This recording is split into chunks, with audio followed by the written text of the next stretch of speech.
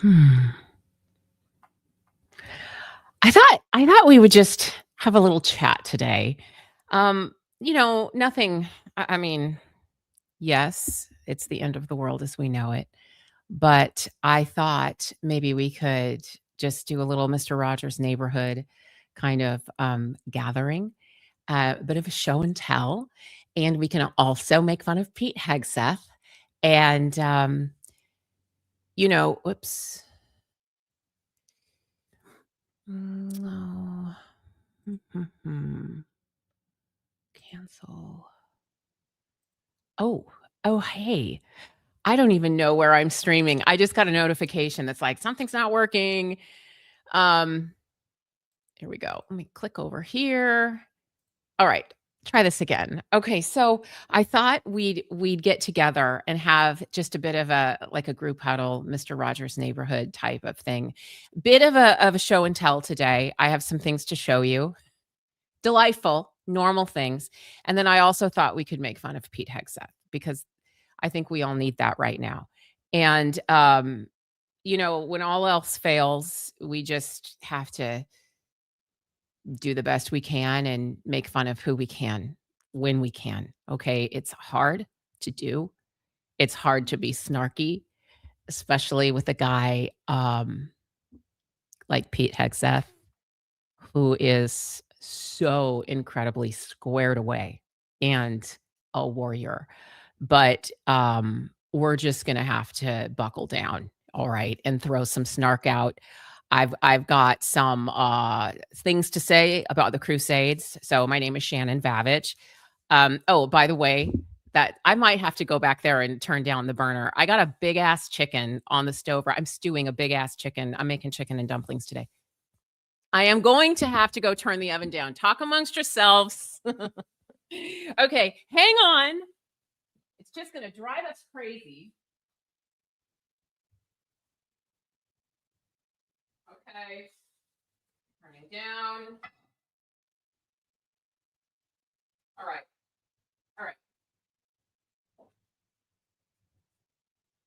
I'm trying to move gracefully. Okay. And so I thought we could make fun of Pete Hegseth.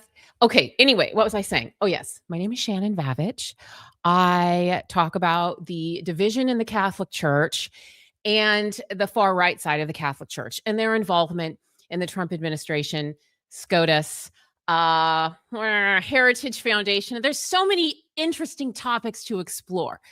I've had a bit of a hiccup. I am a soon to be saucy divorcee, and I'm also a gutter Catholic, which, welcome. Um, let's see, what else was I going to, so a few things. Anyway, um, I am speaking to you today from Florence, Oregon, the 97439. And yeah, it's the end of the world as we know it. You know what? When all else fails, you have to dig deep into your Gen X, or if you're not Gen X, you have to kind of uh, embody the Gen X. Okay, I think that our generation was specifically meant for this because you know what? We uh, we don't care. All right, we're pissed. We're sick of this shit. All right. We got finger puppets, and I think that it's time we get on in there, all right? How is it that someone like Pete Hegseth, okay, is the Secretary of War, all right? I personally think that Gen X, I don't think we know our greatness, okay? Which is why so many people made it. And you're like, how did that even happen? It's because everyone who's good is like, I'm nobody. I'm a nobody. I'm not even good. Okay. I'm not even good at this. And so Gen Xers, we take the back burner, we go and we're like, oh shucks, not me. And then somebody like Pete Hegseth, writes a bunch of books, which I'm going to show you today because wow, he has quite a library. Extraordinary. But also, um, I don't know. It just seems to me that any old person can publish a book these days. And you know, it just seems to me that what we need to do as Gen Xers is get real snarky, get real pissed, and really honestly not be surprised at anything. And I think we do that really well anyway. Okay, so I'm so glad you're here. Now, one thing I want to show you, and this is what I can speak about because I am a gutter Catholic and I do talk about the division in the Catholic Church. And a lot of that goes back to certain ideas, certain philosophies or, ideologies about what the purpose is of religion and what the purpose is of people being on earth. What is our purpose on earth? Okay. And so I'm in the middle of kind of compiling more long form content that's more scholarly, even though I'm nobody. I'm merely an unlettered pie baker. But I have had to recreate many of, all of my long form content because my marriage ended suddenly, and I just feel that there's a lot of things, when I talk about my family or my marriage on my other videos that I'm just not really comfortable with out there. But so I'm going to put together more long form content about the Crusades and about Thomas Aquinas and about the division in the Catholic Church and where it came from, where the division came from between the far right side and then the social justice side of the Catholic Church, which, as we know, Pope Leo is social justice Catholic. And I call it gutter Catholic, right? Because the tenets, okay, of the gutter Catholic way is that you stand for the least of these and you bully the bully. Okay, and it's also just, I don't know, maybe it's just a less intimidating. It's religion is such a problem. And but if we can, if you love your faith and you're like, wait, I'm supposed to be doing the Jesus work here, which means to stand for the least of these, maybe flip a few tables, okay, and then for the most part, carry myself with dignity and grace, no matter what I do. Except for when we want to make fun of Pete Hegseth, which would actually be legit if you're going to bully the bully. Okay. Because I don't know about you, but I mean, I think a bomb falling on a girl's school is a pretty bully thing to do. So anyway, so yeah, I'm going to be putting together some more of my long form lectures, but I've just been really, really busy. I relocated to the United States with my 3 youngest children. Um, um, my marriage ended suddenly. I had no idea. I did not see it coming. And 30-year marriage with 7 children. I did not see the end of that marriage happening. So, bit of a shock, but I think we're doing pretty well here. And so we are, and you know, I, of course, wish my soon to be ex husband all the best. And I'm just focusing on keeping things calm and steady for the kids and conducting myself with dignity and grace. And so, life does these things. Um, and I suppose we can see the horribleness that's happening around the world that honestly, so many of us, we have no control over what is going on. Just like I found myself in this situation 6 months ago, where I found myself, I had no control over what was happening to my life, and neither did my children.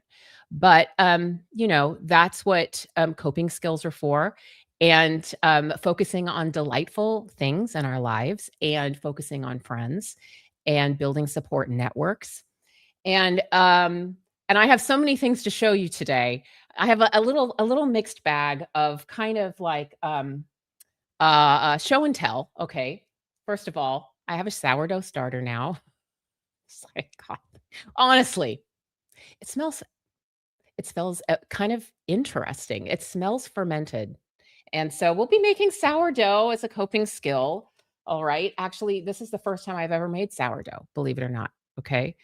Um, Anyway, I wanted to tell you, if you are looking at this picture and you're like, what is that? That's Pete Hegseth's um massive gun And it says Deus vult, which is Latin, which for God wills it. And so many of us Catholics, we're like this with the Latin, so we're a bit snooty, and we don't often see Latin tattoos, especially Crusader tattoos. By the way, this was a rallying call from the First Crusade, which there are so many well, there are so many stories to tell about the Crusades. We really should go there, okay? Because if you didn't know, the Crusades, um, many people only know of the Crusades from watching Robin Hood,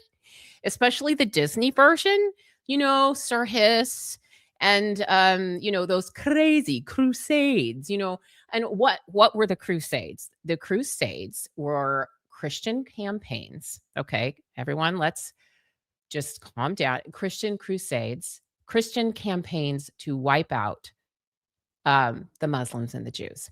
Did you guys know that? So, even if you drive past a high school, and I'm familiar with several Catholic high schools, and if their mascot is the Crusaders, I don't know. Now that I've studied the Crusades, I'm a little like, ooh, that's let's just say it hasn't aged well. Okay. So anyway, it's not often that we see a Protestant, okay, a Protestant with a Latin tattoo. And I think, many of us Catholics, we get a little like, who are you to put a Latin tattoo on your arm? um, that's our shtick. But that's the interesting thing about Pete Hegseth is that he is a Protestant crusader. Okay, so Deus vult means God wills it, which I would like to point out that it's not unlike the Muslim term Insha'Allah, okay? However, I'd like to point this out. Insha'Allah means if God wills it, okay? And so if you're familiar with, if you have Muslim friends or you've been to Muslim countries, and they'll say, "Well, maybe I'll stop by later for dinner." And the person says, "Insha'Allah," right? Which basically means, "We'll see," if God wills it. And so there's a difference, in my opinion, between Insha'Allah, which means if God wills it, and Deus vult, which means God wills it, like no question. I'm just saying. And culturally, and it's a vernacular in Arabic language, and not just vernacular, it's they say it all the time. Insha'Allah. If God wills it, God wills it. It's almost as if like we would say, "Oh, God bless you. God bless you. God bless you. God." Uh, you know, it's just part of our speech that we use a lot. And it is vulgar Latin. Yes. It is. And also look out for a cross with four small crosses, the Jerusalem cross. Well, as a matter of fact, oh, yes, Monty Python's takes on the Crusades were my favorite. Oh my goodness. Monty Python is so funny. We must spank him and spank him well. I just saw a meme about that. So funny. Speaking of the Jerusalem cross, this is it. And the four crosses, okay, mean the four corners of the earth. And the Jerusalem cross, once again, is a symbol of the Christian crusades. So, like I said, not often, okay, not often do us Catholics have to look and see a Protestant with our pictures and thingies on them. Okay. What is going on here? Why is Pete Hegseth wearing tattoos with Catholic imagery and Crusader imagery? Okay. Okay. That's my question to you. Now, maybe that's the most educated thing I have for you today, because other than that, I just have a whole bunch of snark about the way he talks. And I don't know about you guys, but have you noticed? Okay, okay, okay. I got I would love to be like a fly on the wall of his publicist. Because Pete Hegseth is really a very interesting character. As you know, he has this Fox News background where he kind of portrayed himself as like the slick, cool guy, but also doing really weird stuff and like talking about how he doesn't wash his hands and like throwing axes and hitting people and kind of like a slapstick, like the guy you knew in high school who was just so um, over the top and funny, but also really into himself and kind of full of shit. Okay. Okay. Uh, oh, Martina, you're so good. Okay. Days Fault was a battle cry that justified slaughter, not only in the Holy Land, but also on the way to the Holy Land with endless pogroms. And I don't know what that means. Can you tell me what that means? I am merely an unlettered pie baker and snort killing of endless Protestants. Pete. Well, and this is I don't know. I mean, yeah, if the Catholics killed endless Protestants and now the Protestants are here saying, well, we'll wear this too. Why not? Okay. Um, is that what we would call appropriation? I don't know. I am merely an unlettered pie baker. Oh, I have not seen the Saturday Night Live version of Exile. I would love to see that. He he's a warrior, okay? A little respect, all right? A little respect. Um, pro oh, pro programs. Pro pro pro pro programs. Pro um, yeah. Oh, thank you.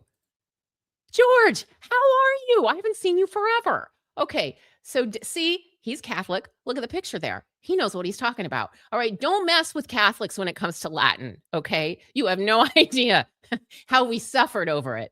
All right, so Deus Vult, thank you, George, means literally God wills it, while Deo volente means God willing. Hmm. The much more elegant version. Thank you very much. You call him Hegseth. Yes, he is of the Sith. So,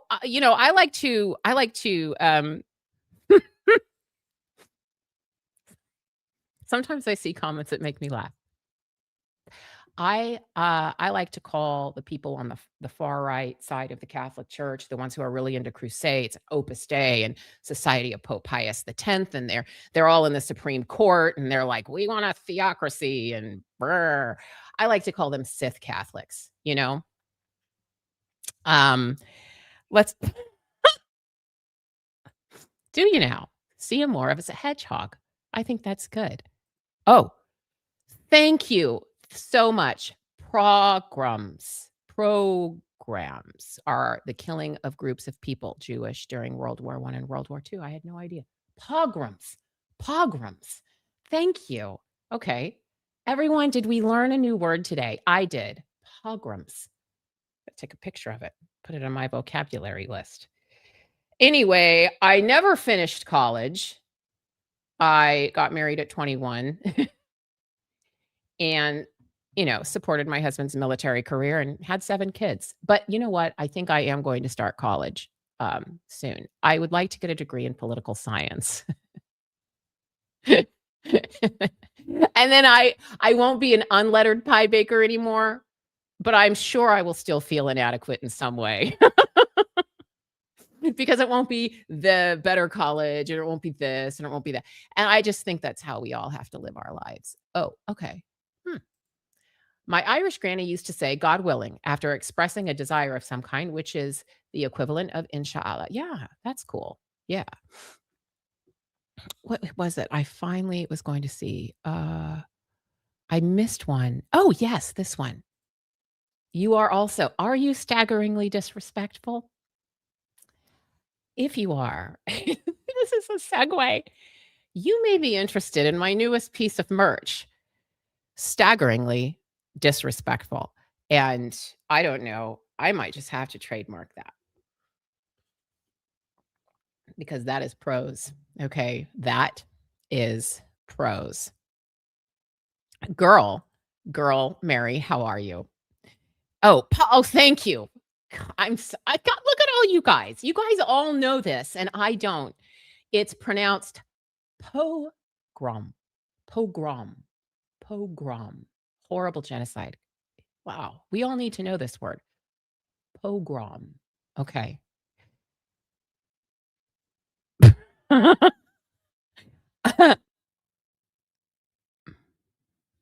Yes, I am staggeringly disrespectful, but, you know, none of us are perfect. Mm. Okay, so what else do I have to share with you today? Okay. So yes, Pete Hegseth, he belongs to a certain sect of Christians led by the illustrious Doug Wilson, who they believe in they're just an interesting sect where they really hammer down on this idea of the crusades, and they are Protestants, which is so interesting because when I first started this work I was like, Pete Hegseth is a wannabe Catholic, I thought, but he's been divorced too many times, and so they won't let him in. That's not true, actually. He's a loud and proud Protestant. He has no plans of changing, and he is a follower of Doug Wilson. And we are going to look at this real quick. Now, Doug Wilson, I'm sure you guys remember this dude, but I'm just clicking around here.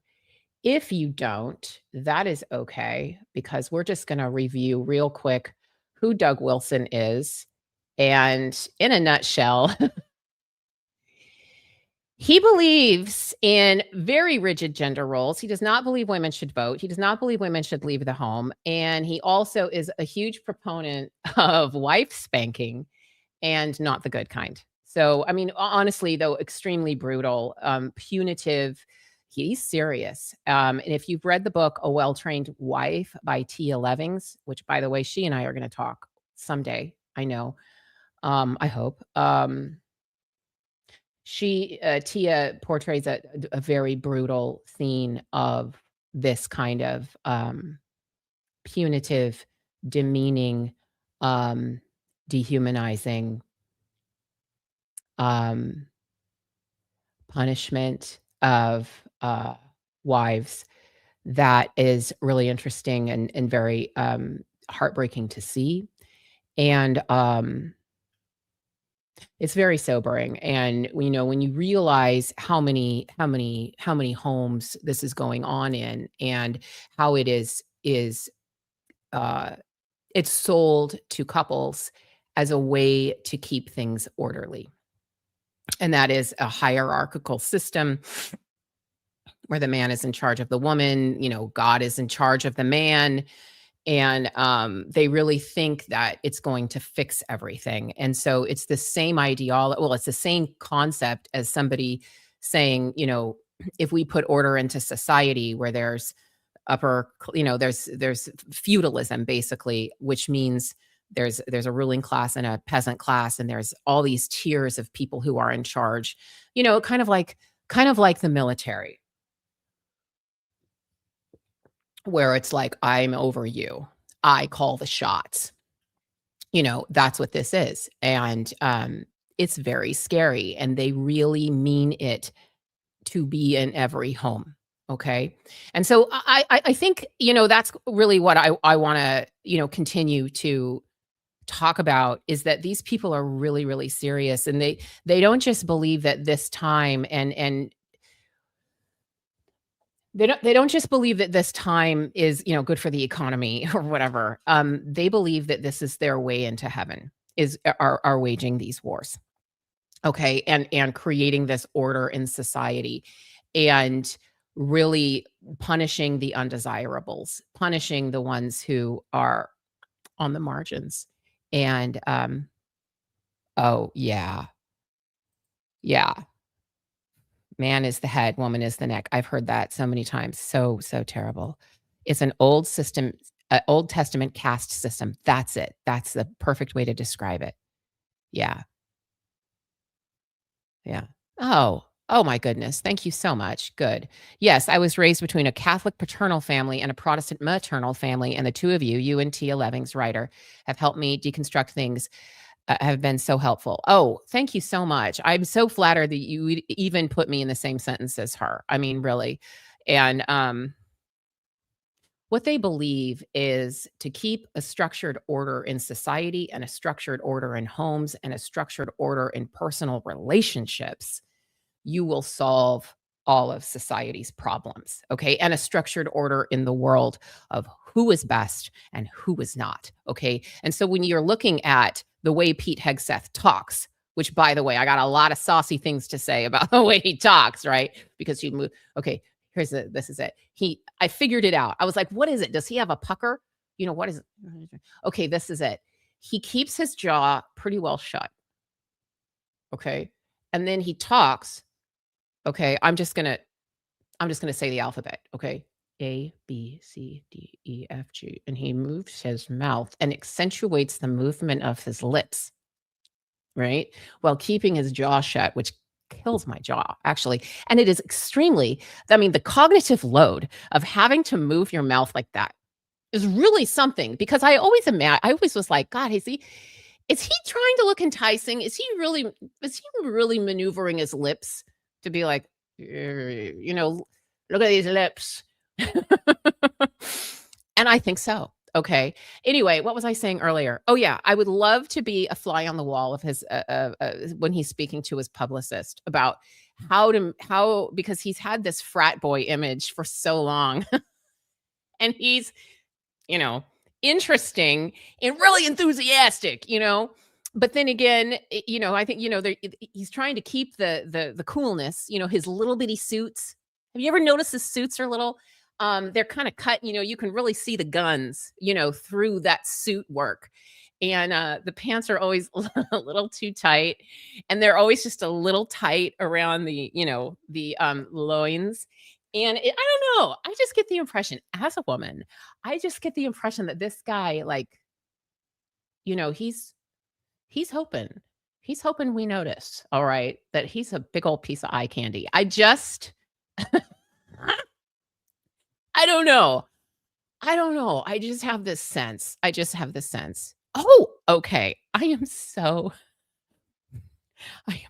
glad I am not the only one. Okay. He reminds me of yes. Yes, and I mean, I have to say, I think there is something right now we are living through a really dark version of The Simpsons. And, I just, like I said, we just have to pull our Gen X catty, snarky, whatever. You know what? Um, sing some REM, "It's the end of the world as we know it," and then just, I don't know, just flip them off, okay, and just continue to live and just I don't know. You have any ideas? Oh, I do think so. I agree. I so many of us have that sense, like, I don't know. I was a military spouse for, almost 30 years, and I remember guys like Pete Hegseth. They are like they're number 1. I mean, they are definitely believing that they are deserving of the best of the best of the best. And I don't know, crab legs and just they're up here, okay? And if you're lucky, okay, they'll allow you proximity to their greatness. And Um, I don't know. It just seems, I don't know, kinda like a thing. I don't know. What do I know? Nothing. Um, okay, well, good. Boomers with chips on their shoulders allowed as well. Oh, good. I'm so glad you're in Ireland. Like I said a few weeks ago, are you so glad that your ancestors stayed exactly where they were? I bet you are. Yeah. All right. Now let's look at what we have to say about old Doug Wilson here. Um, So this was just a few weeks ago. Hegseth invited pastor who calls for Christian theocracy to lead Pentagon prayer service. Oh, good Lord. I mean, where am I here? Now look, I I don't I don't want to get too insulting here, but you just got to wonder about a guy who needs so much control all the time. You just got to wonder. You just got to wonder, what is he making up for?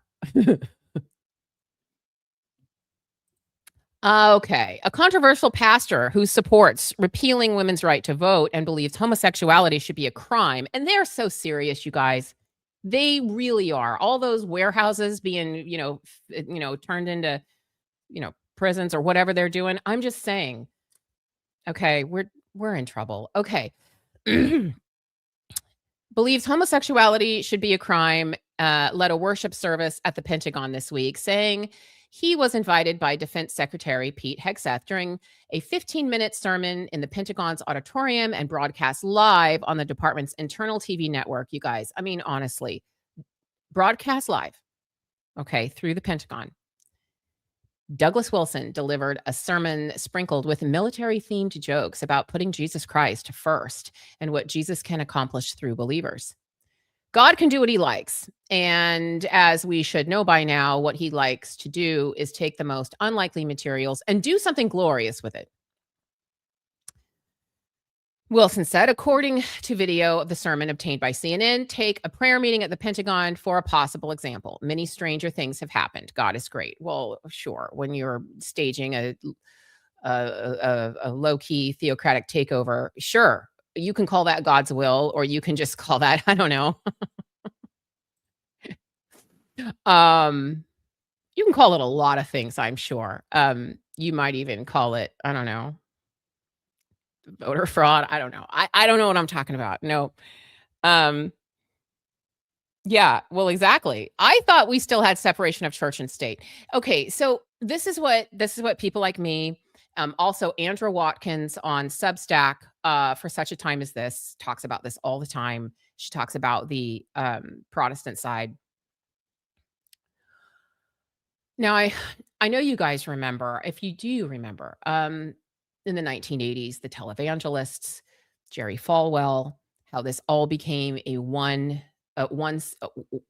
topic, right? And that was all about abortion, and how that's when things became extremely polarized.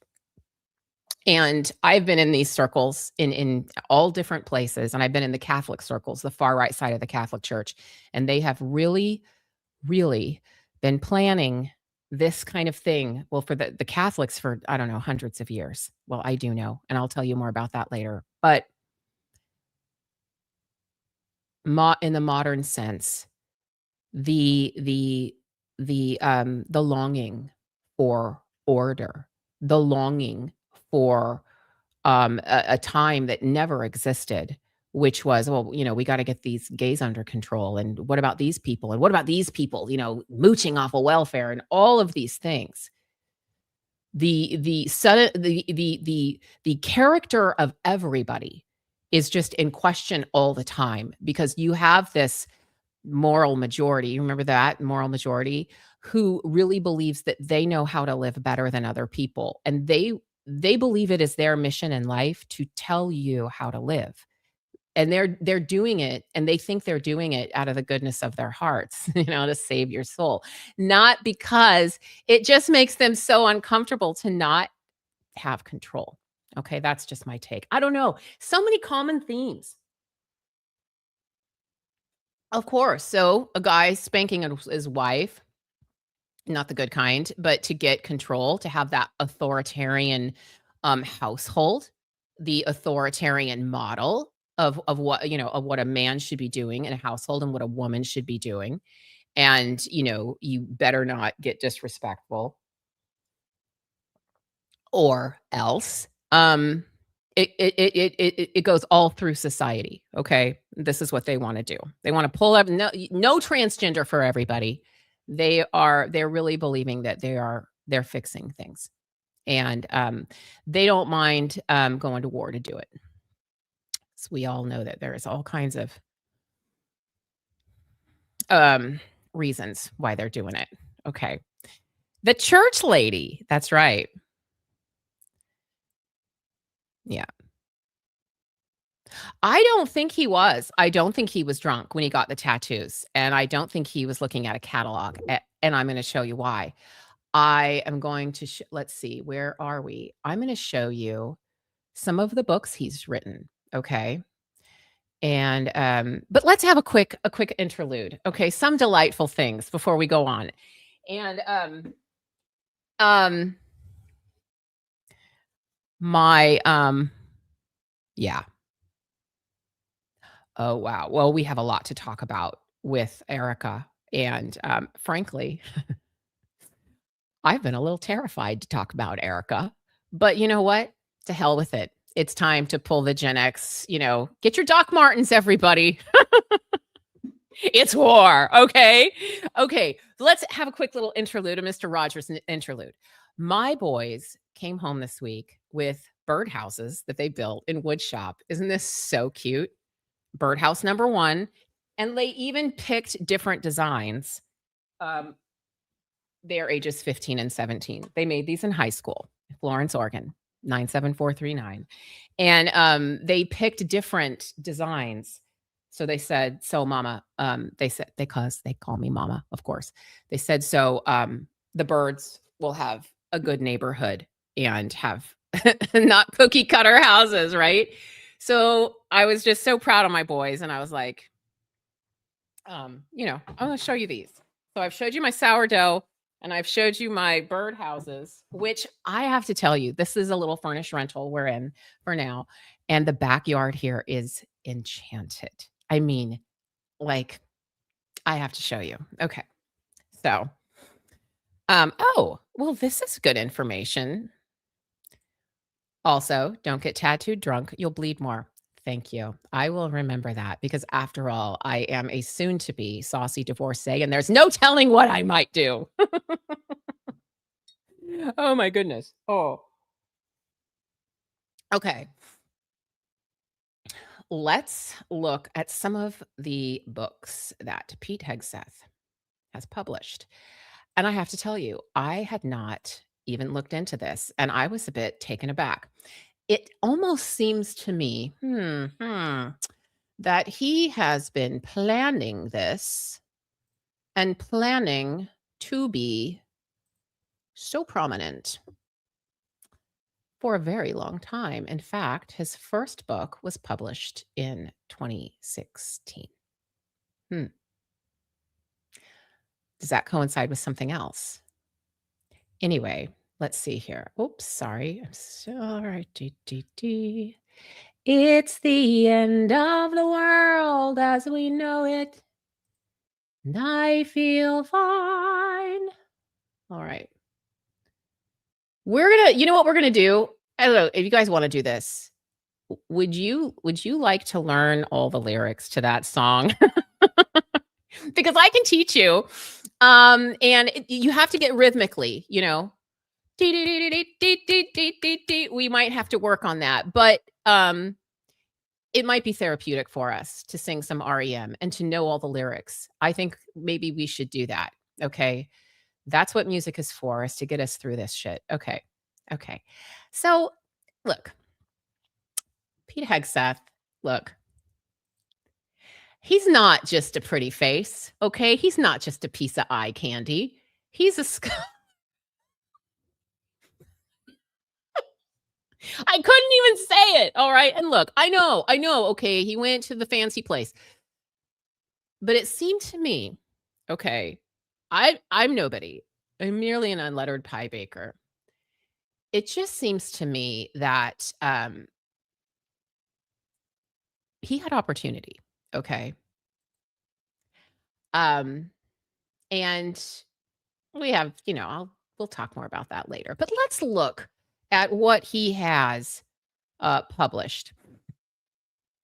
This was his first book, In the Arena. Okay. Good Citizens, A Great Republic, and How One Speech Can Reinvigorate America. And well, I mean, the first thing I want to say is that's very I don't know. Like I said, I'm nobody, but it just seems to me it seems to me that is a title of a high school essay. Okay. But fine. If we want to talk about we want to talk about if we oh god, and this is the thing. If we want to if we want to talk about Teddy Roosevelt's Man in the Arena speech and he wants to make a book about, okay, fine, whatever. But it was published on May 3rd, 2016. So the description reads, a vigorous call to arms. Okay, listen to me. This was published in 2016. Okay? This was published I don't know who he was sleeping with at this time. I mean, isn't it even my business? No, but let's just ask. I think this was when he was in between wife 2 and 3, and then he cheated on wife 3 before they got married when she was pregnant. I don't know. All I'm saying is even when he published this, okay, he was not like this exemplary, loyal family man, okay?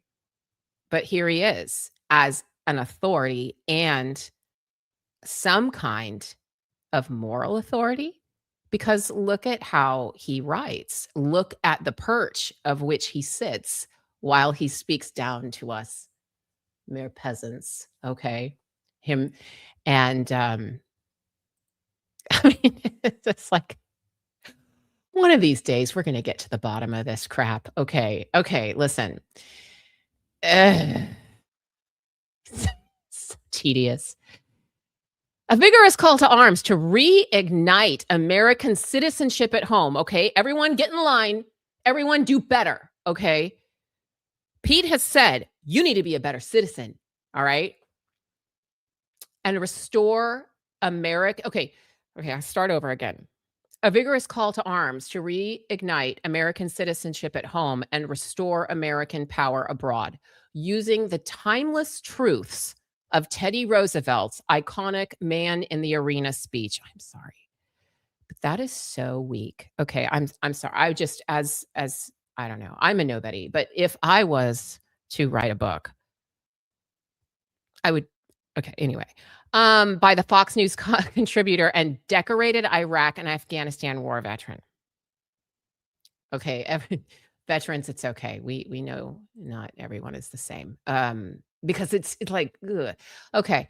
Pete Hegseth makes an impassioned and experiential argument for how Teddy Roosevelt's articulation of good citizens, equality of opportunity, and unapologetic U.S. leadership, good patriots, can renew our imperiled American experiment and save the free world. In this fascinating, is it?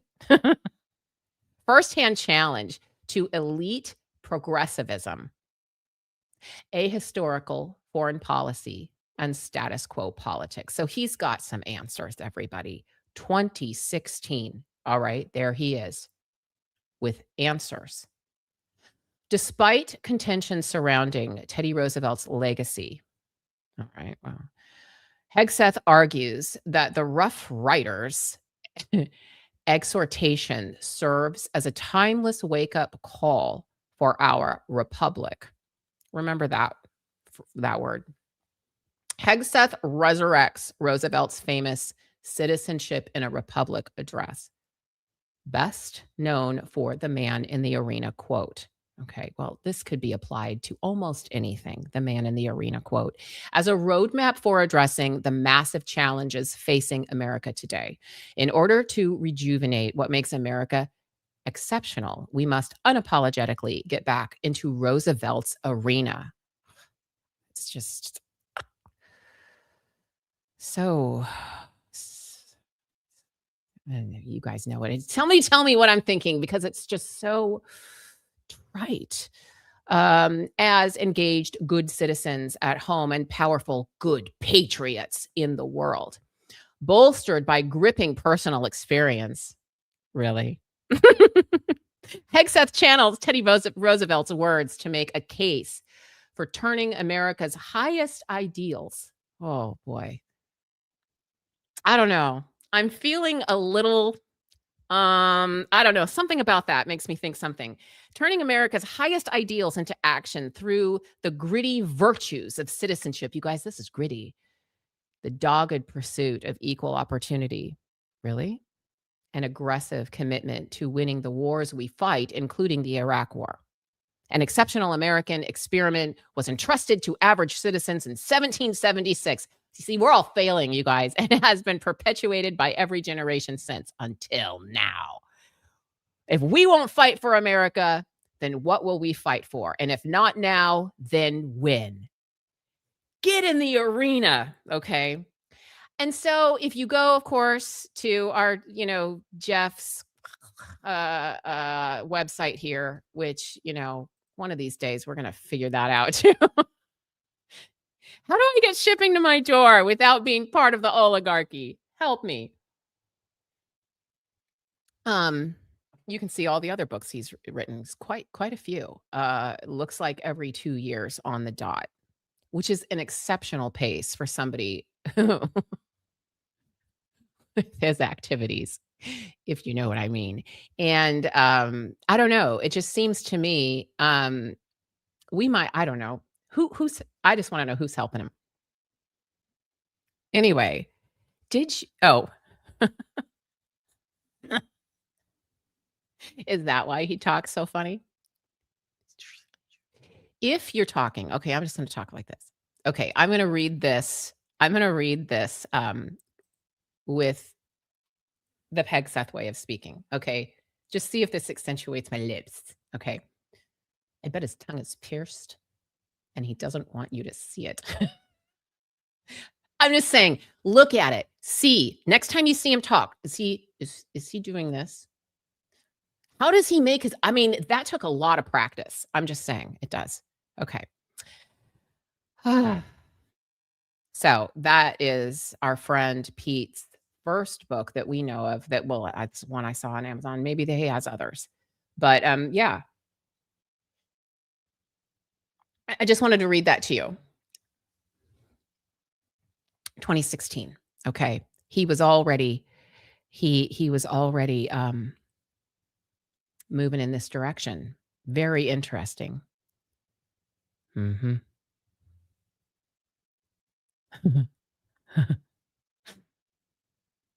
Yeah, there's somebody behind him because he acts like a teenager frat boy. He does. He does. And like I said, his little suits. Okay, so my boys who built the birdhouses. Okay, so they're 22 months apart. And we would go to mass years ago when they were little, like 3 and 4, 5 and 6. Sometimes the older one, John, would wear his little brother's suit by accident, because I'm like, hurry up, guys, we're going to church, and, he'd walk out kind of with it'd be like up here and it'd be a little tight around the arms, just short. And that reminds me of Pete Hegseth's suits. They just seem a little too little, a little too short, a little too accentuating of certain things.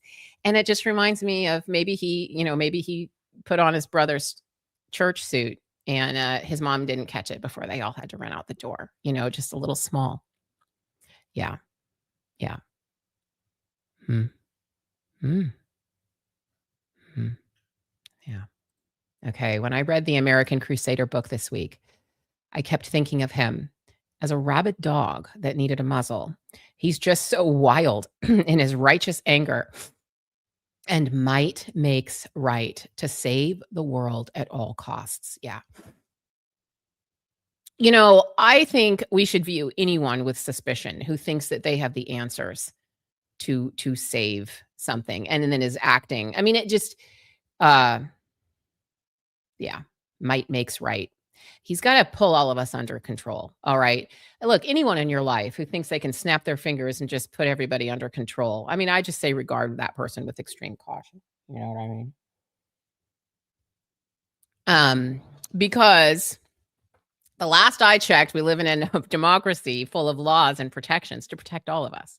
And then we need to keep it that way. And that's what it is. They're trying to fix everything. Okay. And there's also something in the culture, and I noticed this in the culture of the far right side of the Catholic Church. I homeschooled for 11 years. Okay. And so another interesting thing is when the Catholics and the Protestants got together for the homeschool group, never quite worked out. Okay. I'm going to have to do some writing about that. But and especially like in a homeschooling community. I'm not saying all homeschoolers, but I'm saying in certain groups that I went into when it was just like we have to protect our children from the world. And that's why we're homeschooling. And I actually stopped homeschooling in 2015 when I realized that my brain had been put through this funnel, which was okay, I started homeschooling because of our military lifestyle and because my oldest was on the spectrum. But and also I loved being with my kids and doing all the art projects and all of this stuff. But when I realized after 11 years that I was continuing to homeschool, not because of opportunities or what was best for my children, because my younger children were not on the spectrum and they wanted to go to school, right?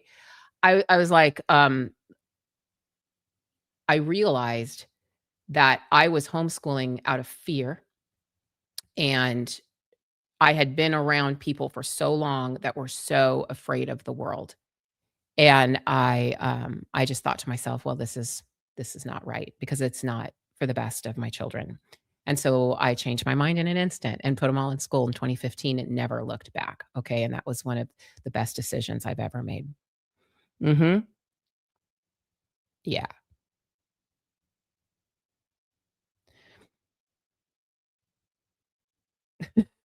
Sorry.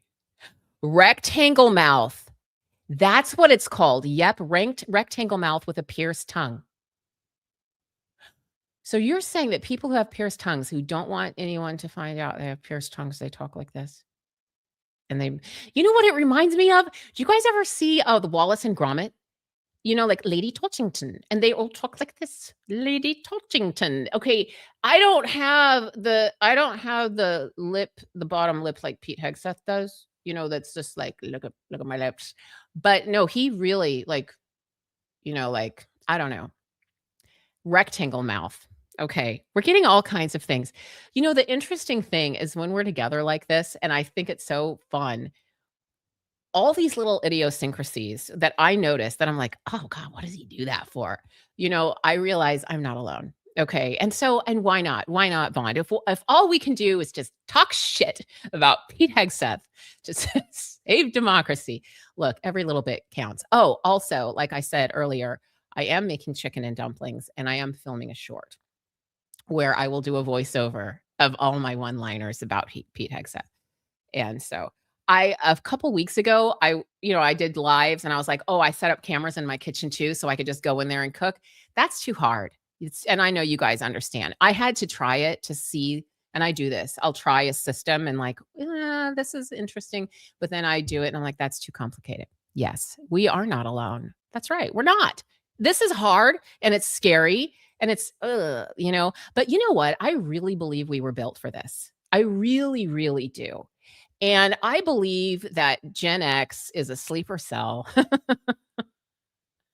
I believe Gen X is an incredibly responsible generation. And we were like, I'm not gonna get involved in this. I got people to take care of. I got bills to pay. I got stuff to do. And now we're like, oh, I mean, F this shit. Like gloves are off. Let's go. Hmm. Okay, good. I'm so glad I'm not the only one okay. Pete Hegseth is the kind of guy. It's like everything he wants to it's like he wants to say everything with a smile, showing his pearly whites and thinking he is good looking. We know, okay, and it's not just all of us. We know. He's like, "Look at me. don't you think about me? You know, we know it, okay? I just hope that one day we can all laugh about it and that people in the future don't do that. I hope he's not setting a trend for that, like, every Secretary of Defense or Secretary of War that ever comes through again, it's gonna be like, "Yeah, but am I as good looking as Hegseth? I feel like people are judging me, and I feel like I need to be a little more sexy and sensuous here, and I feel like I want the ladies to look at my mouth more and think, 'What does that mouth do?'" You know, I think am I his am I up there and people will be like, "No, he was the GOAT, man. He was the GOAT of the hybrid of eye candy and Secretary of War, and, by the way, Crusader and savior of, uh, you know, uh, all of us. Oh, and destroyer of, you know, people. Uh, you know. But is he gonna set the bar so high? Is a Secretary of War or Defense in 25, 30 years gonna take a picture of Pete Hegseth to a stylist or a plastic surgeon and say, "If I can't look like this guy, I mean, nobody." Um, you don't think you'll ever be able to laugh about any of it. I know. I know.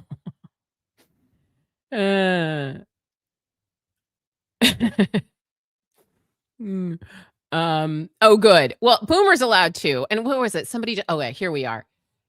The boomers taught Gen X the ropes. This is true. I do think, however, that Gen X is a little less people pleasery. Um, and you just have to look at our music from the 90s and, the whole look. And yeah. But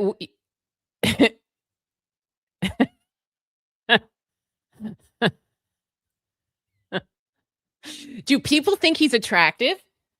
I don't know. Do they? I just saying it's a vibe. Yeah.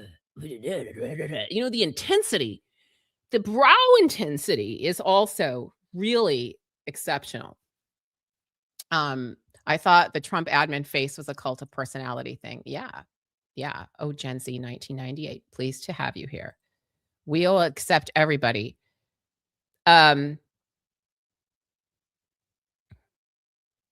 Okay. So let's see. Oh, let's have another interlude. I'm going to show you more. Okay. So, yes, making chicken and dumplings. What time is it? Kids will be home a little while. And I found my new favorite word is sumptuous. So this morning I described the Oregon morning as uh a s- as a sumptuous amphibian morning, okay? Because it's dewy, it's wet out there. And if an amphibian is sumptuous, um if you're looking at the spectrum of animals and the spectrum of what is sumptuous, what animal would be sumptuous, I think an amphibian would be up there. Okay. Um Amphibians have a certain je ne sais quoi. Okay, they enjoy the water and land. And anyway, sumptuous is my new favorite word. And I found the most sumptuous blackberries. And I'm actually I may, if I have time today, make a blackberry galette, or I may just make it tomorrow. And oh, these are extremely sumptuous. Oh my God. Mm. Okay. And I have to tell you that there is nothing like a Pacific Northwest blackberry. Oh, okay. Another. Oh, it's so good. Mm. And they're giant. You see that? Okay. Sumptuous blackberries, sumptuous amphibians, and let us see here. Um, oh, I'm gonna show you. Take that down. Anyway, does anyone want to learn all the lyrics to It's the End of the World as We Know It by REM? Because if you do, I can teach you. I am unlettered, but I am also a classical musician. And if you want, it's hard to get all those words in there, but I can teach you some techniques. All right. Or we can just sing the refrain. All right. It's the end of the world as we know it. All right. So this is going to be my new, this is my website. I'm redoing it. And that's a picture I took at the beach. So it's a cooking website. So if you would like sumptuous recipes, not of amphibians, okay, they are our friends, but of sumptuous blackberries and chicken and dumplings and all that. That'll be up there in a couple of weeks. Oh, goodness. Oh.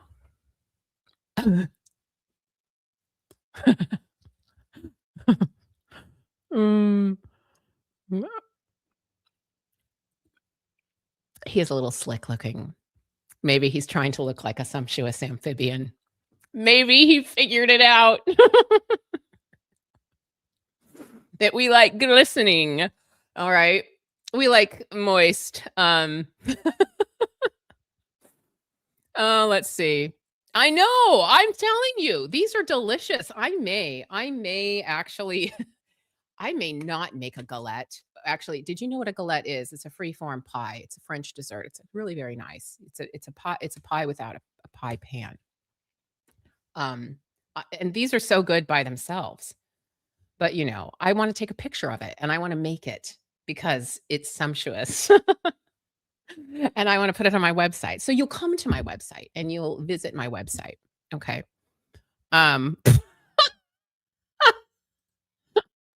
Blackberries are so delicious. I wonder if white Christian nationalists eat them. No, they're so sumptuous that a white Christian nationalist would absolutely go wild. Okay. Sumptuous sunsets in the peon. I know. Gorgeous. I can't wait till the summer. I should sing it for you. Oh, hey. I should. REM.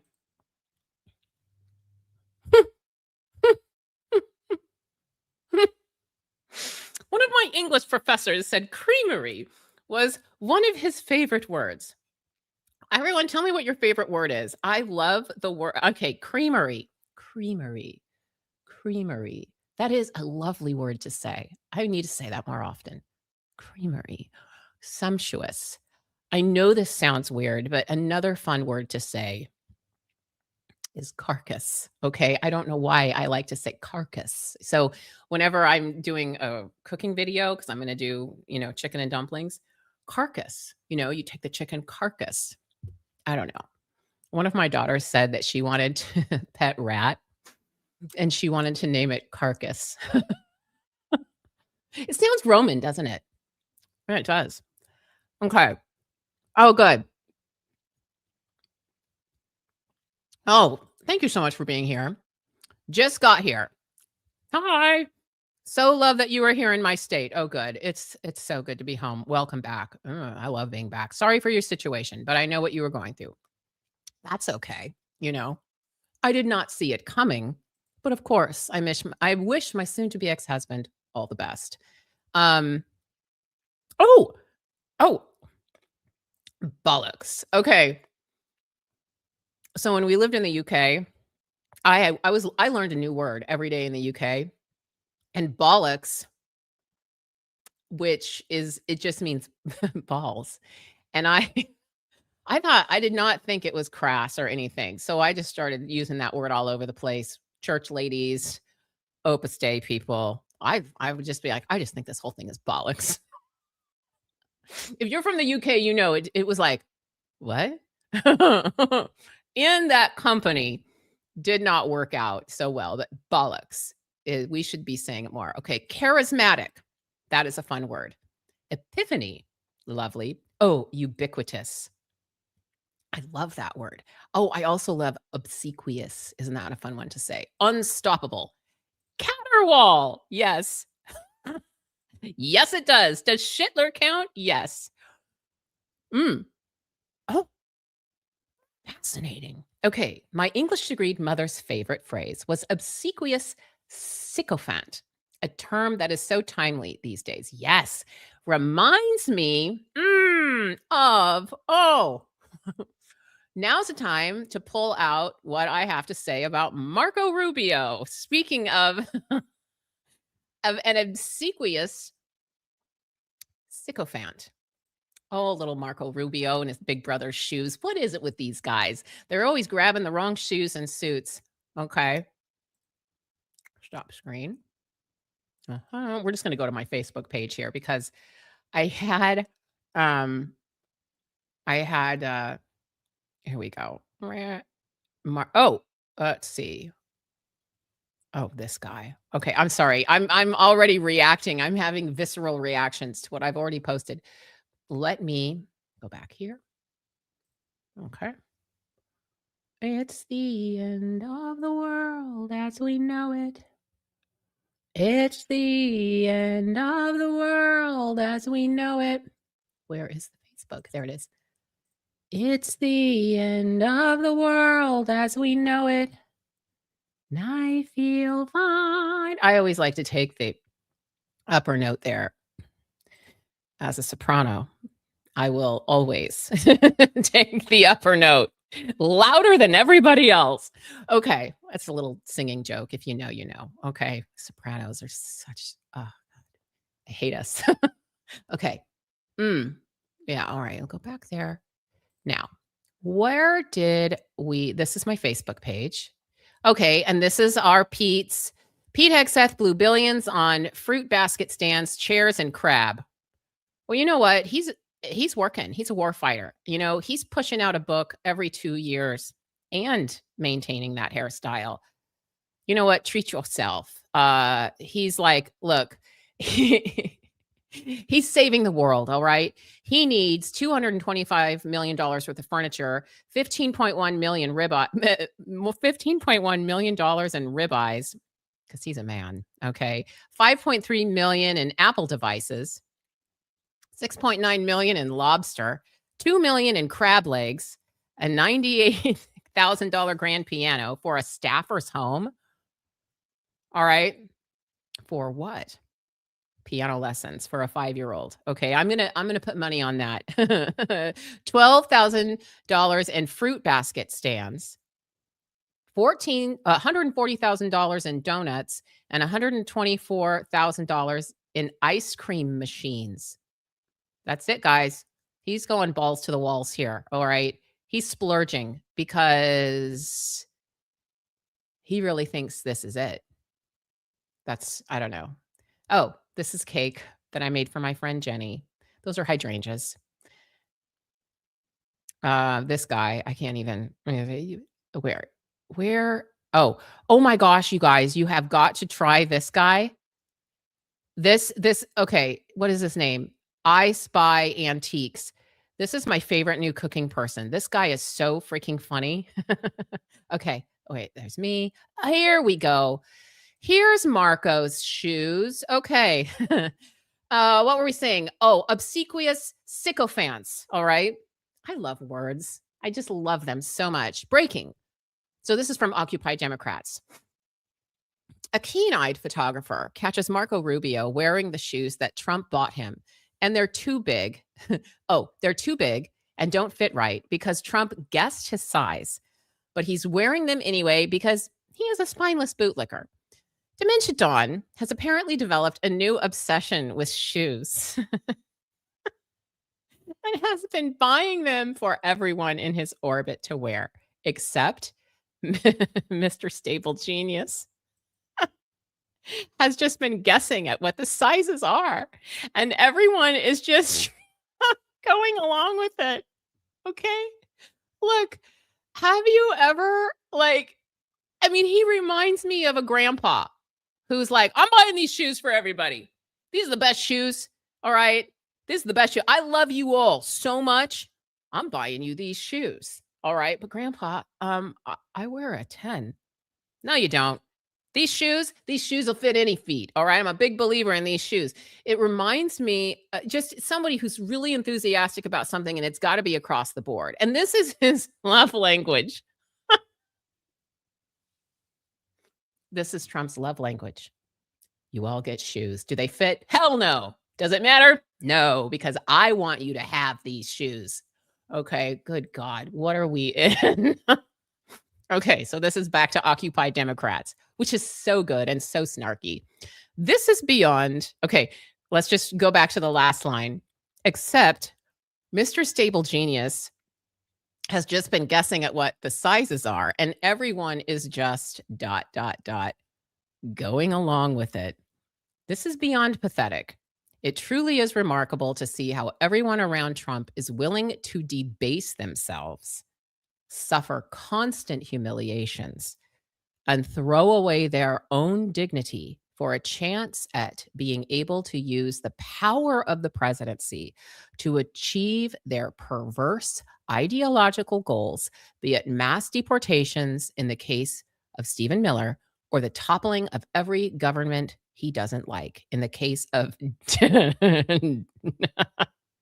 dead-eyed psychopath. Don't hold back, Occupy Democrats. Marco Rubio. Feet looking a little small there, little Marco. Yeah, he's definitely put on his big brother's shoes as a mother. Okay, I don't know. All of this stuff, it reminds me of just a bunch of kids just duking it out. But what I also want to say, and this is something I've been studying recently, is the concept of trading agency. Okay. So this like trading agency for proximity to power. And I don't know, it just looks like it's happening here. Trading agency, right? Like trading cards for proximity to power. And anyone who has been in a situation where there is a hierarchical mindset, like I'm in charge of you, blah, blah, blah.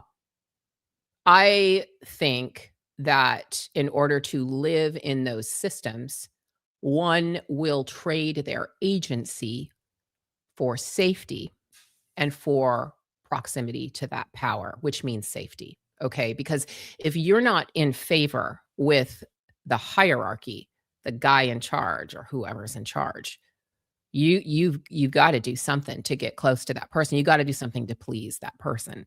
And so trading agency, I think, is something that humans do. I don't know. Think about it. Is anyone smart out there? Tell me, is there a word for that? Or is there like a term? I just think it's a human nature thing. I think we do it for safety and for peace and to keep things moving along. And I think also a lot of people do it for the sake of efficiency. And they think that it's a smart thing to do until a few years goes by and then they realize, oh shit, I'm sitting in the new Nuremberg trials. Okay. Anyway. Oh, speaking of Nuremberg. Okay. One day, if this is all over, inshallah, I would love to write a cookbook for the new Nuremberg trials. This has been like my dream because I used to live in Germany and I studied German food and German cooking, and I could make a cookbook. I mean, we could have actual recipes for the event, almost like the Queen's Jubilee, when they like everyone cook coronation chicken, right, for the Queen. Yeah. Yeah. Essentially denying your own integrity and character. Yes, your own dignity. You're trading agency, you're trading dignity, you're trading integrity, you're trading a link to your own character to be in proximity to power, okay? Close to the person who's calling the shots, close to the systems of power. And I'm just abandoning self for sure. Mhm. Mm. Oh, hey, glad you're here, Ninja Kitten. Oh, is this Len? Tell me if you're Len, okay. Pete's ribeye would be run. Oh, you guys, I can snark in recipes so good. We would have fun with that. It would be funny. Yeah. Obsequiousness. Yes. Oh, beta. Yes. Obsequiousness. My mother used to say, "Don't park your brain at the door." Yeah. I mean, my goodness. Think about that. All the things we were taught as kids, if everyone else is doing it, don't do it just because everybody else is. Where is Marco's mother? And I don't mean to be hard on anybody's mother. I really shouldn't have said that because, mothers are judged too much. But I bet Marco's mother told him, "Listen, Marco, you need to make choices in life that aren't about being liked or accepted. Okay. You need to stand up for what's right. And if these shoes hurt your feet, Marco, and if you're walking around about to trip, maybe you should have said no. Okay. Maybe that's not the right thing to do. It's very simple. Okay. Very simple. But just look, I mean, it is noteworthy to see this. Mm-hmm. Mm-hmm. Oh, it is Linbo Baggins, the one and only. Hello. Hello. You're gonna make an appearance in my chapter and chapter 18. Oh, my memoir. My memoir. Oh, that's one of my favorite words, memoir. And my memoir, The Gutter Catholic Goes Home, is and to chapter 17. And you guys have all you're helping me pay for my living expenses right now. Okay. So if you want to support my work and you want to read my memoir in real time, which it is what it feels like to come home to my hometown of Florence, Oregon, 97439 after the abrupt end of my 30-year military marriage. And there's a lot of philosophy in it and a lot of concepts about agency and things like that. Let's see here. Yeah, I wanted to show you the link to that. Whoops. No, not that one. Whoops. Okay, sorry about that. Let me try again. Whoops, that's not right. Let me try again. Okay.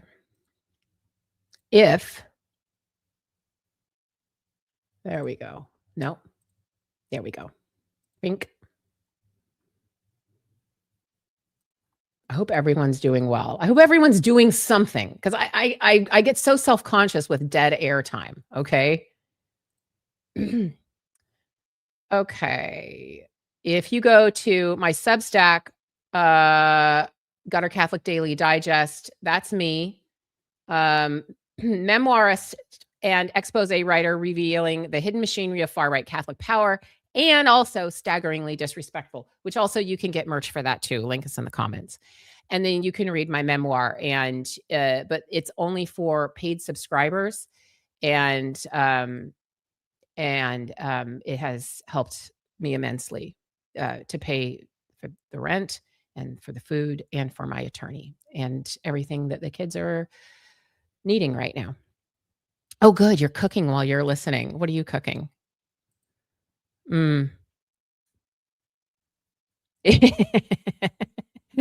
Are you anonymously famous? Yes. Yes. Yes. Do you remember that story I told you? Do you remember that story I told you? Linbo Baggins came to see me in Florence, Oregon a couple of weeks ago. And that story I told you about the apricot galette. It's always a story of food, okay, because I'm a food writer. And that's the story I'm going to tell in chapter 18. Okay, just so you know. And yeah. Oh, good. Body doubling, working away. Good. Mm-hmm. Mm-hmm. Mm-hmm. I look at the way my father, who isn't even 50 votes, so I'm 51 now. He's my age.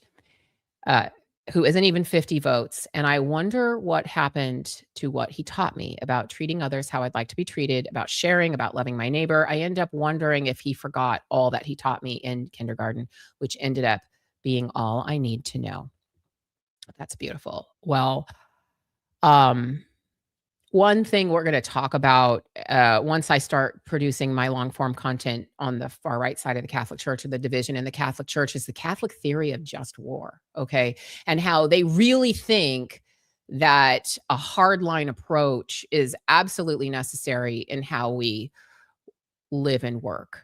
And I mean, what a slippery slope. But we're going to go back to the origins of just war theory and why some people really believe that they need to, bring out the big guns, like Pete, and do all this heavy duty war talk. And just, I mean, he's so smug about it. I mean, I, anyway, and we're gonna talk about that, about what the roots of at least this concept that we all have to be hardliners and, like, don't be too empathetic. The cult of empathy, that's what they're calling it now. You are making fried chicken. Oh, fabulous. Fried chicken is not easy to make in the home. It is not. Okay, there's so much technique to fried chicken. Yes, nice to see some of the clergy pushing back against Trump's policies and actions. Finally. Okay, finally. Oh, you are cooking teriyaki chicken and cilantro lime rice. Delicious. Oh, teriyaki salmon and cilantro. That sounds fabulous. Fabulous. Yeah. Yeah. Yes, I had a deacon say sometimes that we have to choose the lesser of two evils. Yeah. And so let me take a picture of that. Let's examine that as well, because um I mean, they love to say that. "Oh, lesser of two evils." Mm, yeah. It all stems from fear and insecurity. Real alpha people, male or female, don't need to try to overpower everybody else. No, they don't. No. It's a much better way to live when you're like, "Okay, if that is what you want, that's okay." Okay? Because you can't control it anyway. Okay? Yeah. Yeah. Yeah. Okay, good. Yeah. Yeah, I am too, but I'll be okay. And please redo content. I will redo content. Opus Dei stuff was powerful, and I wondered what had happened. Sounds like you have landed. Thanks for coming back. Yeah, it was very unexpected. I did not see it coming. And but I am going to recreate the content. I'm just getting to the point where I have an actual routine because my kids have needed a lot of extra care, and we've been in a crisis. Yeah. Mm. I remember the deacon saying Iraq was a just war from the pulpit. Yeah. I remember that too. In fact, I was part of that. I remember thinking, yeah, yeah, that the Iraq war was just and all of that. It's hard to look back and go, "Wow, I was really wrong about that." And I had a friend, we were living in England, in Cambridge at the time, and I had a friend, an American friend, who was challenging me, saying, "Are you serious, Shannon? You really believe that we should be doing that?" I'm like, "Oh, absolutely." Because you feel like you'd be a bad American to argue it. You feel, and we gotta support the troops. And so, I don't know. So many of us just remember what it was like before when we're like, "Yeah, absolutely. March on in there." And anyway, what a mess. War destroys everybody. That's what I have to say. Mhm. Mhm. Mhm. Mhm. You see, yeah, I'm one of those people who kind of sees, I see intent, I see contrivedness when I look at Pete Hegseth, and I kinda, I kinda think, "Ugh."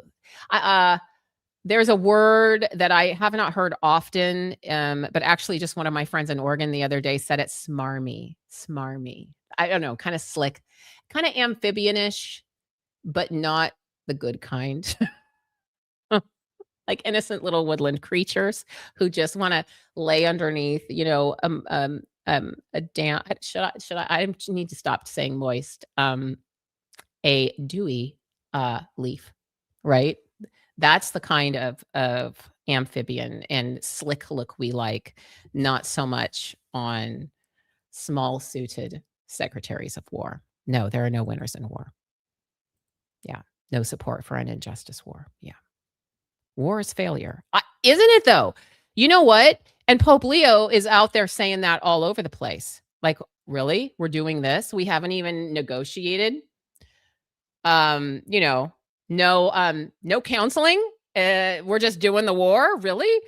That's really extreme. A bit odd. All right. A bit concerning. Hmm.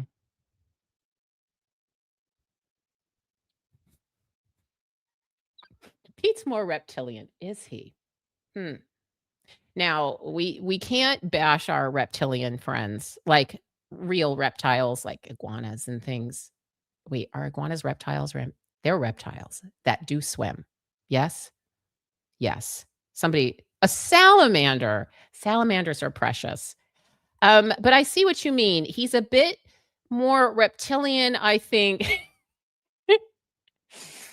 in his expression, eyebrows. And if he was a reptile, he'd definitely have those, frills. And he would turn a different color to attract females, right? Like, and his neck would kind of like, um, he'd make his presence known. That's what I have to say about that. But we do salamander. Yes. Um, yeah. Whoops. I get this impression as well. He and Trump are like two little boys playing with their GI Joe toys. I thought, did you guys watch that 60 Minutes interview? I could not handle it. Okay. But I did see plenty of tough guy talking. All right. Like, we don't tell people.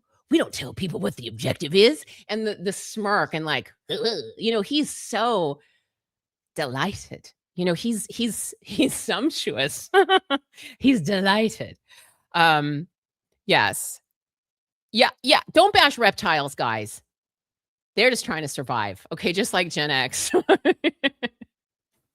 Now, a reptilian brain, possibly, because, the reptilian brain operates on the amygdala, right? Which is the lizard brain. The amygdala of your brain is the lizard brain, which means you feed, you hunt, you mate. And actually, he did use the word hunt, didn't he? I Sorry, your guys' comments are funny. I get distracted. He did use the word hunt. I think I have it in an article right here. But yeah, you feed, you hunt, you mate. That's an amygdala brain. All right. I always knew when my kids were in front of screens way too much when they regressed to their amygdala brain. When everything turned into a weapon. Okay. That's when you're like, oh, I couldn't put one damn thing on a skewer. Okay. Because I was afraid somebody was going to like get their hand stabbed through with a skewer. So for years and years, I didn't cook with skewers, but I could always tell when my kids were watching too much screens and on, too much, whatever they watch these days, videos, YouTube, wouldn't call it TV, when they would regress to their amygdala.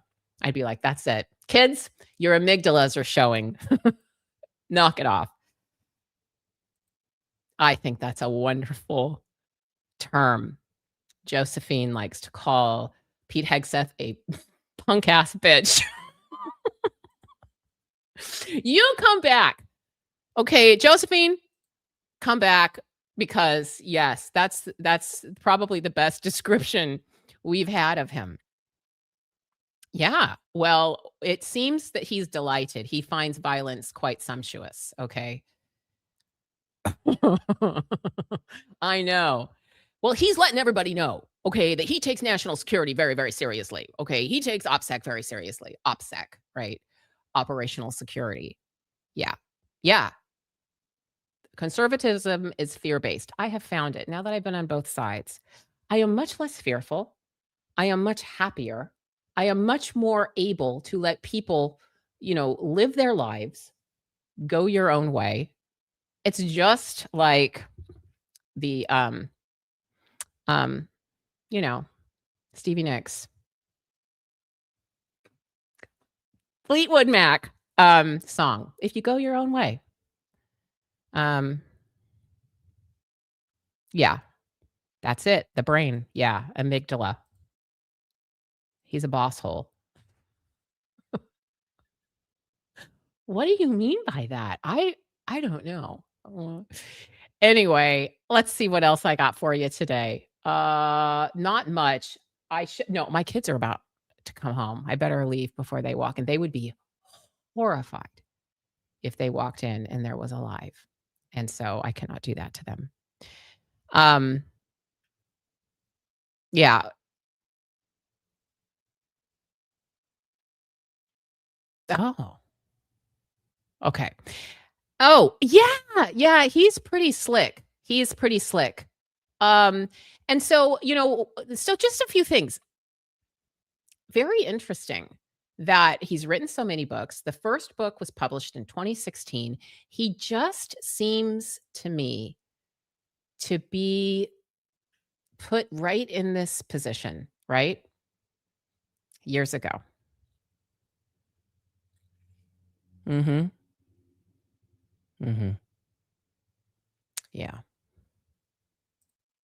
Is if he really took national security seriously, he would have taken the guidance of the Joint Chiefs of Staff. Netanyahu and Jared Kushner might not be good people to provide intel. Just saying. Yeah, yeah. The only thing that makes I mean, this is just it's another world thing and it's really scary and all that. But with AI, okay, with surveillance and big tech and people like Peter Thiel and people like, the Palantir and the tech bros and the dark enlightenment bros, it's just a whole different bag here. Okay, and that's what I've been talking about. And I talked for a lot about the link between Opus Dei, the far right side of the Catholic Church, and the dark enlightenment. Okay, because they're monarchists. They want centralized power. And so would you like to okay, this is our spectrum of conversation here. Would you like to learn the REM lyrics to "The End of the World as We Know It" so we could all just "Ba na na na na na na na." It might be therapeutic for us. Mhm. Even his suits are mostly blue like a used car salesman. Yes. And I have often wondered, is he the type of guy who carries a blue pen? Hmm. Yes. Mhm. Yeah. Slimy, sleazy. Michelle, you're a regular thesaurus. Slimy, sleazy, creepy, warrior ethos, hungry, and just a sicko. I feel it as well. And a lot of the books about warrior ethos, about, war fighting, and there's just a lust there. There's a lust for power, domination. And look, um, like I said, it goes across the board. The wife spanking, not the good kind, and the hierarchical systems that they want to impose everywhere, okay? If you're not somebody, okay, they don't want to hear from you. They don't want you talking. They just want you to beige yourself out. Like my kids taught me it's like a non-character player. You're supposed to just go and live your little peasant life and shut up, okay? And they want to be the one to call the shots. It's the same thing everywhere you go when there is a rigid hierarchy that and they you better follow them, okay? And if you don't, something bad might happen, okay? And they will plan it out and they will make sure it does. So, but how do we stay safe? Groups, okay? Numbers, eyes on us. So, yes. Ever notice the conservative huh,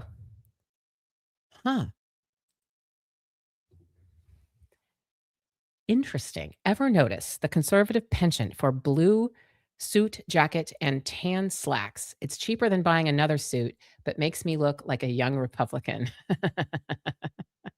Oh, you guys, I've got so much to say about the Heritage Foundation, and I don't know what it is, but they are on my Facebook feed like crazy, and I don't follow them, but they've got internship programs. They've got like an online training program now. And yeah, there's a lot of tan pants going on there. Okay, a lot of blue jacket tan pantsing. All right. Yeah, lust. Lust. I see it. Maybe that's what we're seeing. Uh-huh. Uh. Recreational cruelty. Yes. Yes. I'm not gonna read that next part, but you all know what she means. Yeah. Mhm. Mhm. Mhm. Many thought he would be evicted by now from the Department of War. How does he manage to hang on? The guns, that's how he manages to hang on. Okay. Preppy khakis. Mhm. That's right. Bloodlust. Yeah. Yeah. All he needs is white patent leather shoes. That would be fabulous. Lust for power. Yeah. Yeah. Yep. He's fired anyone who disagrees with him. I wonder, and I think back to Marco Rubio's shoes. Like, how did that go down? Can you guys even imagine? Like, all right, guys, I got y'all shoes. Grandpa got everyone shoes. I got y'all shoes, you guys. I got y'all shoes. These are the best shoes. These are man shoes. Only men, real men wear these shoes. Okay. And so they all get their shoes. They all get their identical Christmas present. They all open it and they're like, thanks, Grandpa. And they put on them shoes, try on them shoes. And Marco's sitting there going, shoot, I these shoes are too big for me. And now I'm embarrassed. Should I just pretend they fit? Should I say, hey, Grandpa? He's not going to say, hey, Grandpa, these shoes don't fit. Everyone knows you don't tell Grandpa when an idea of his doesn't work out. Okay. And so he puts the shoes on. I'm imagining this, okay, in the Simpson version in my head. And he starts walking out the door, and then his shoes start slipping off. And then they start making fun of him. Okay. And like, oh, look at that. Your little bitty feet, blah, blah, blah. And he's like, God damn it. Anyway, I don't know. Just imagine the scenario. Every single one of these weird little things has a story behind it. Dialogue behind it. Can you guys even imagine the shit show that is behind closed doors? Sometimes I think about it. And I play it out like, I bet, I wonder if it went down like that. And I just want you to know that if we get through this, our great-grandchildren are gonna think we're badasses. Number 1, there's a reason to fight right there, okay? They're gonna think we're amazing. And number 2, they are gonna make the best movies out of this. And I think that they should be funny in a dark comedy, Muppet Show kind of way. Yeah. He probably gave the shoes individually, and they each think they're Grandpa's favorite. Aw. You know what? I wish that for them. Because that would make it's heartwarming. Okay, I really should go. Oh. Yes, that's it. Wearing the shoes like Ralphie in his pink bunny suit. Yeah. Yeah.